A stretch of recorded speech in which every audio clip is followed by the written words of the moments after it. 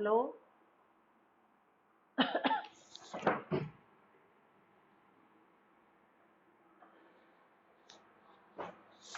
प्यारे बच्चों,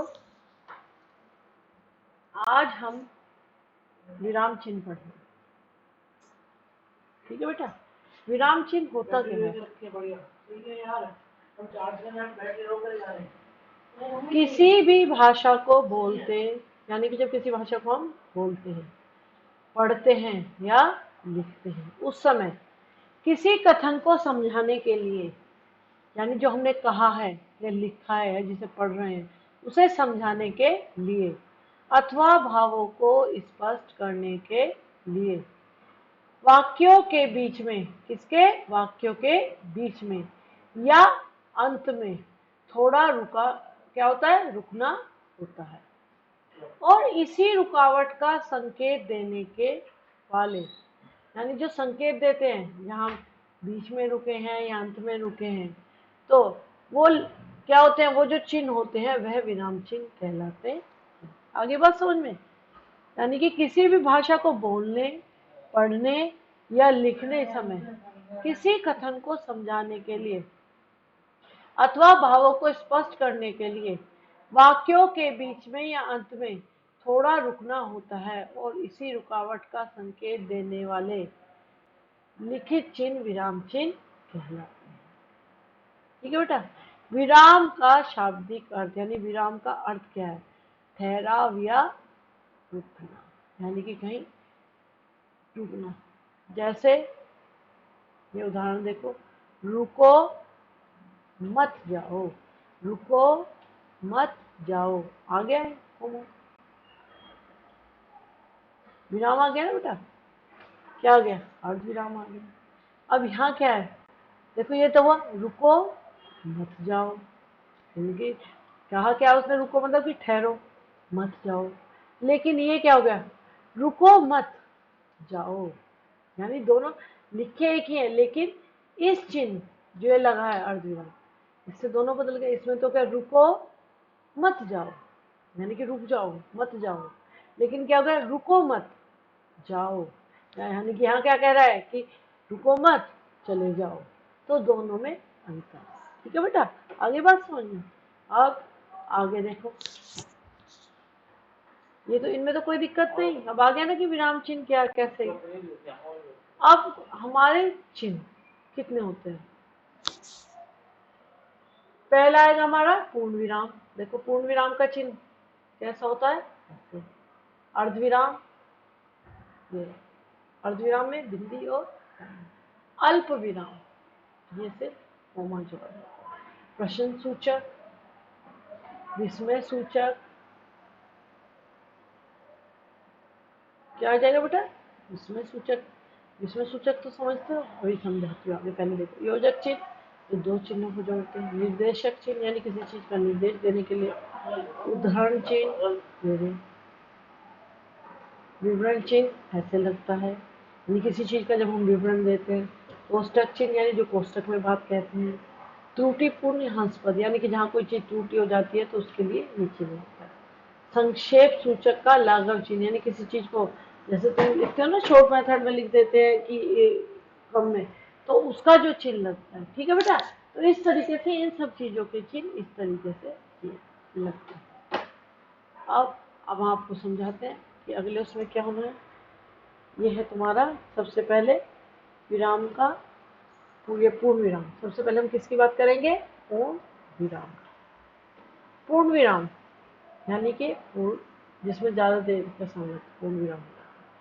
पूर्ण विराम का प्रयोग वाक्य पूरा होने पर किया जाता है। कहाँ होता है पूर्ण विराम का प्रयोग? वाक्य के पूरा होने, जहां प्रश्न पूछा जाता है और उसे छोड़कर हर प्रकार के वाक्यों के अंत में इसका प्रयोग होता है। यानी जहां प्रश्न पूछा गया वहां तो प्रश्न सूचक चिन्ह लगता है, लेकिन हर वाक्य में प्रश्नवाचक चिन्ह को छोड़, जहां प्रश्न पूछा उसे छोड़कर अंत में इसका क्या होता है? प्रयोग होता है। किसका होता है? पूर्ण विराम का। किसका प्रयोग होता है? पूर्ण विराम का। जैसे रात का समय था, उसके पीछे क्या जाएगा? पूर्ण विराम। रात का समय था। भारत मेरा देश है, आ गया पूर्ण विराम। वह, ये तो वो आ गया, क्या आ गया? विष्णुबोधक चिन्ह, वाह, यानी किसी सुंदर चीज को देखना है, उसका कह रहे कितना सुंदर कर है, यानी पूरा होने पर क्या आ गया हमारा यहाँ पे, पूर्ण विराम। अब हम किस पे चलते हैं, अल्प विराम। अल्प विराम वाक्य के भीतर एक ही प्रकार के शब्दों को अलग करने में, जैसे राम ने आम, अमरूद, केले आदि खरीदे। अब हम बोल रहे हैं जैसे राम ने आम, अमरूद, केले आदि खरीदे, तो हम बीच बीच में रुक रहे हैं, तो वहां पर कौन सा लगेगा, अल्प विराम। कौन सा लगेगा बेटा, अल्प विराम। वाक्य के उपवाक्यों को अलग करने में, यानी वाक्य जो है उसमें छोटे छोटे जो वाक्य उपवाक्य हो गए, उनको अलग करने में हम किसका प्रयोग करते हैं, अल्प विराम। हवा चली, हवा चली, रुके हम, तो अल्प विराम लग गया। पानी बरसा और ओले गिरे।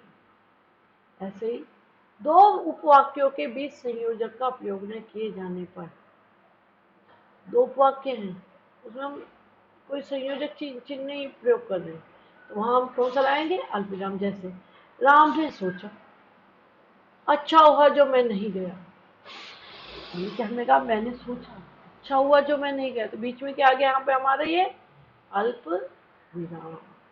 अब आता है हमारा उद्धरण चिन्ह के पूर्व भी क्या लगता है, देखो उद्धरण चिन्ह से पूर्व भी क्या लगता है, उसने कहा, उसने कहा, ये तो उद्धरण चिन्ह आ गए दोनों, ये आ गए ना कि क्या कहा, ये तो हमारी बात वो आ गई, तो इसलिए उद्धरण चिन्ह के अंदर आ गई कि जो हमने जो जैसी बात कही वो कही।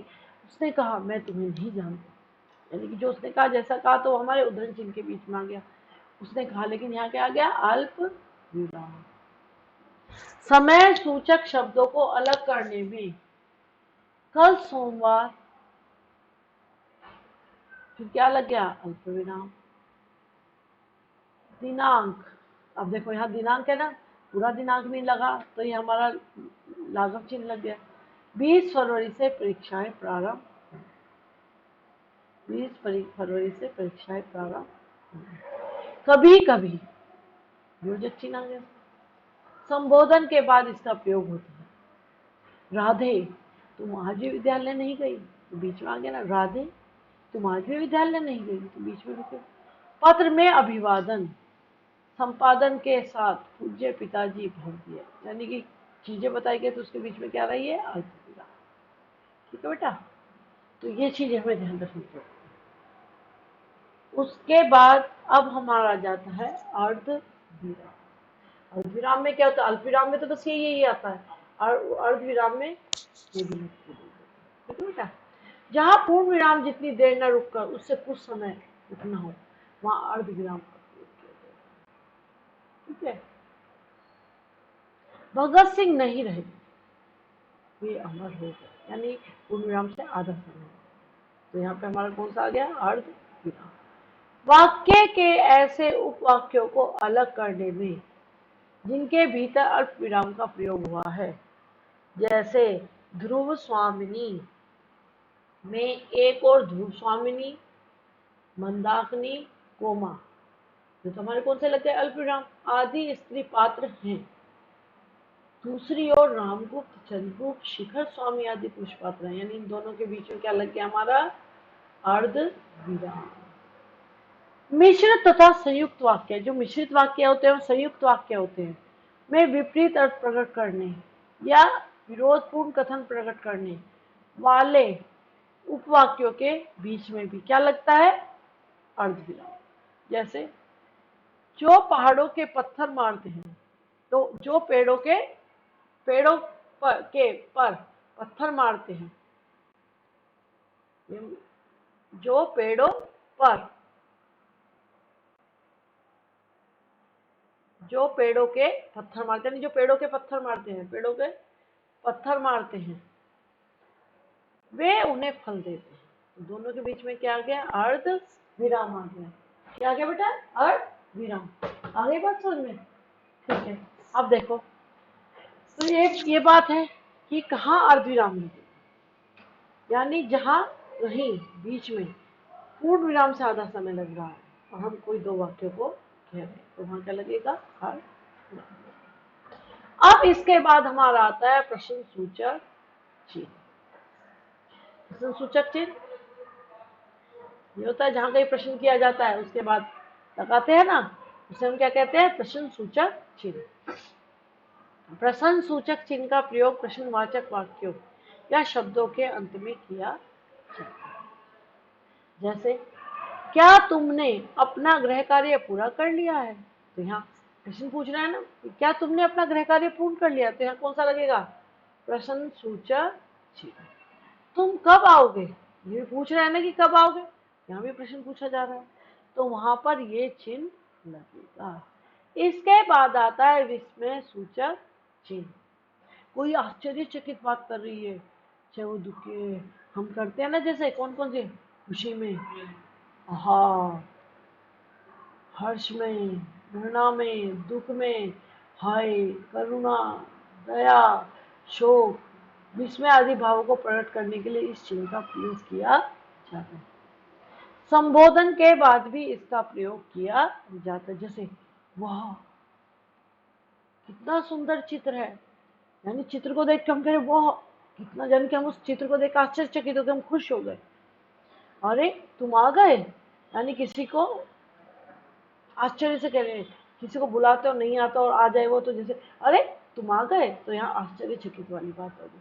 ओहो तुम्हारे साथ तो बहुत बुरा हुआ, यानी दुख हो रहा है, तो उसके लिए भी ये चिन्ह कौन सा? विस्मय सूचक चिन्ह प्रयोग किया जाता है। आगे बात समझे कि जहाँ कोई खुशी होगी, हर्ष है, घृणा है, दुख है, करुणा है, दया या शोक हो, तो वहां हम विस्मय, क्या विस्मय यानी आश्चर्यचकित, तो वहां हम इस चिन्ह का प्रयोग करते हैं।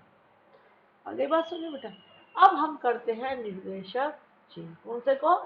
निर्देशक चिन्ह।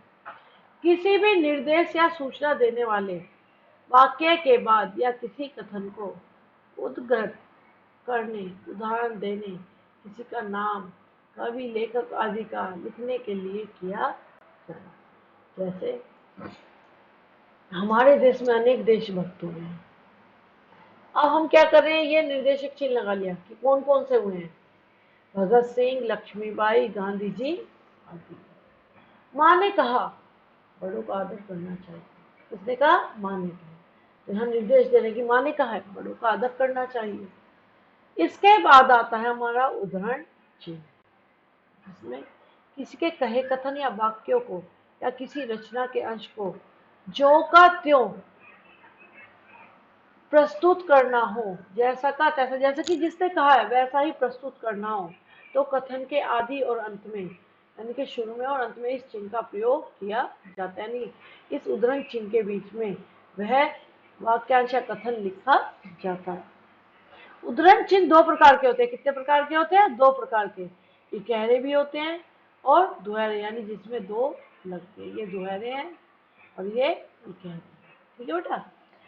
इकहरे चिन्ह का प्रयोग विशेष व्यक्ति, ग्रंथ, उपनाम आदि को प्रकट करने के लिए किया जाता है। जबकि किसी की कही बात को जो का त्यों लिखना हो तो दोहरे उद्धरण चिन्ह का प्रयोग किया जाता है। अब देखो कैसे, जैसे गोदान, गोदान में इकहरा चिन्ह प्रयोग किया गया क्योंकि प्रेमचंद, मुंशी प्रेमचंद जो उपन्यास का सम्राट कहलाते हैं, उनका जो गोदान है उपन्यास है बहुत ही प्रसिद्ध उपन्यास है। तो किसी क्या कहा गया है? किसी विशेष चीज के लिए, तो इकहरा चिन्ह प्रेमचंद का प्रसिद्ध उपन्यास। सुभाष चंद्र बोस ने कहा था दिल्ली चलो, यानी उनके वाक्य को ऐसा कैसा ही कहा गया, तो इसलिए उसको क्या, कथन को क्या कर दिया है? दोहरे चिन्ह में प्रस्तुत किया। इसके बाद हमारा आ जाता है बेटा विवरण चिन्ह, कि विवरण चिन्ह कहाँ लगता है। इसका प्रयोग विवरण या उदाहरण देते समय किया जाता है, यानी किसी चीज का हम विवरण दे रहे हैं या किसी चीज को उदाहरण के द्वारा समझा रहे हैं, तो वहां हमारा कौन सा चिन्ह लगता है? विवरण चिन्ह। पहचान देखो इसकी, विवरण चिन्ह कैसे लगता है? ये क्या लगता है हमारा? विवरण चिन्ह। जैसे गांधी जी ने 3 बातों पर बल दिया। हम क्या कह रहे हैं? गांधी जी ने 3 बातों पर बल दिया। सत्य, अहिंसा और प्रेम। किन किन बातों पर बल दिया? सत्य, अहिंसा और प्रेम। तो यहाँ पे ये हमने क्या लिया, विवरण चिन्ह, कि हम उसका विवरण दे रहे हैं कि गांधी जी ने किन 3 बातों को कहा। ठीक है बेटा। इसके बाद हम आ जाते हैं योजक चिन्ह, यानी कि जोड़ने वाले चिन्ह। इस प्रकार के चिन्ह का प्रयोग युग्म शब्दों के मध्य या 2 शब्दों में संबंध स्पष्ट करने के लिए या शब्दों को दोहराने की स्थिति में किया जाता है। शब्दों को दोहराने की स्थिति में, 2 शब्दों में संबंध स्पष्ट करने के लिए युग्म शब्दों के मध्य। जैसे पीला सा, कहते हैं ना पीला सा दिखाई दे रहा है, तो वहां पर कौन सा होगा तुम्हारा, योजक चिन्ह। खेलते खेलते, यानी कि हम कहते हैं ना यह तो खेलते खेलते, यानी 2 बार प्रयोग हो रहा है, तो वहां भी हमारा कौन सा आ जाएगा, योजक चिन्ह। सुख दुख, जब हम सुख दुख बोलते हैं तो उसमें भी किसका प्रयोग करते हैं, योजक चिन्ह। ठीक है। जैसे देखो लिखा है, सभी के जीवन में सुख दुख तो आते ही रहते। क्या होता है, सुख दुख तो आते ही रहते। सफलता पाने के लिए दिन रात एक करना पड़ता है। हमने एक साथ बोला इसमें दिन रात, और दिन रात को हमने एक साथ बोला, तो उसमें क्या हो गया कि बीच में हमने कौन सा चिन्ह लगाया, योजक चिन्ह लगाया। ठीक है बेटा, तो वहां पर योजक चिन्ह लगता है। अब इसके बाद आ जाइए आप कोष्टक चिन्ह। किस पे आ जाइए, कोष्टक चिन्ह। अब देखो कोष्टक भी 3 तरीके से, एक तो इस तरीके से लग रहे हैं, एक ये वाला है कोष्टक, एक तो हम 3 तरीके से कोष्टक लगा सकते हैं। ठीक है बेटा। अब क्या है, नंबर 1, वाक्य में प्रयुक्त किसी पद का अर्थ स्पष्ट करने हेतु, यानी वाक्य में क्या कर रहे हैं हम, किसी भी पद का स्पष्ट करने के लिए, तो हम उसमें क्या कर लगाते हैं, कोष्टक में कर देते। जैसे मुक्की उपना मयंक, यानी मयंक क्या होता है, चंद्रमा, तो हमने चंद्रमा जो अर्थ है उसे किसमें कर दिया, कोष्टक में कर दिया। से दी। नंबर 2, नाटक में पात्र के अभिनय के भावों को प्रकट करने के, यानी हम किसी नाटक या कहानी को बता रहे हैं किसी को, तो उस समय हम जब सुना रहे हैं तो हम या दिखा, तो उसमें क्या करेंगे कि उस समय उसका क्या है एक्सप्रेशन, तो वो हम ब्रैकेट में कर देते हैं, यानी उसका मुख पर भाव क्या है। जैसे कोमा, मैं क्या करूं, यानी कि उसका मन कैसा है, दुखी है, खिन्न होकर कह रही है, ये ब्रैकेट में कर दिया। अब क्या है, ठहर कर ब्रैकेट में, किंतु नहीं, यानी कि वह रुकी है, फिर उसने कहा किंतु नहीं, मुझे विवाद करने का अधिकार नहीं है। तो इस तरीके से ये शब्द कैसे आ जाएंगे, कोष्टक में आ जाएंगे। इसके बाद त्रुटि पूरक चिन्ह या हंस पर, यानी त्रुटि, कहीं गलती होती है, लिखते समय कोई शब्द छूट जाता है, तो इस चिन्ह को लगाकर ऊपर छूटा हुआ शब्द लिख दिया जाता है। इस चिन्ह को हंस पद भी, क्या कहते हैं, हंस पद। जैसे मुझे आज जाना है, तो हमारा यहाँ क्या छूट गया, अजमेर छूट गया। मुझे आज, चिन्ह लगा दिया, फिर क्या लिख दिया, अजमेर। तो जब कोई भी छूट जाए तो उसके लिए ये चिन्ह लगाते हैं, कौन सा चिन्ह लगाते हैं, और उसको ऊपर लाइन पर लिख देते हैं। इसके बाद आता है हमारा संक्षेप सूचक। किसी शब्द को संक्षेप में लिखने के लिए, इंग्लिश में बोलते हैं ना शॉर्ट फॉर्म में लिखने के लिए, तो इसी प्रकार किसी शब्द को संक्षेप में लिखने के लिए इसका प्रयोग किया जाता है। उस शब्द का पहला अक्षर लिखकर उसे आगे बिंदु लगा देते हैं, यानी कि किसी शब्द को लिखने के लिए हमें संक्षेप में पूर्ण करना है, और उस शब्द का पहला अक्षर लिखकर उसके आगे बिंदु लगा देते हैं। ठीक है। यह शून्य लाघव चिन्ह के नाम से, यानी शून्य शून्य कहते हो ना इसे, लाघव चिन्ह के नाम से भी जाना जाता है। जैसे मोहन दास, करमचंद गांधी, ये लिख दिया। किसको, मोहनदास को हमने कैसे लिख दिया, जीरो, करमचंद को ऐसे इसके आगे शून्य लगा दिया। गांधी, डॉक्टर नीलम, तो डॉक्टर पुराना लिखकर उसके पीछे ये लगा दिया शून्य, यानी कि संक्षेप सूचक चिन्ह, लाघव चिन्ह लगा देते हैं। तो इस तरीके से बेटा हम क्या करते हैं, इन चिन्हों का प्रयोग करते हैं। तो अब ये ध्यान रखना कि हम कभी भी किसी वाक्य को लिखते हैं तो इनसे भी हमारे लिखने में त्रुटियां होती हैं, क्योंकि हमें पता होना चाहिए कि कहाँ पर कौन सा विराम चिन्ह आता है। ठीक है बेटा, धन्यवाद आपका।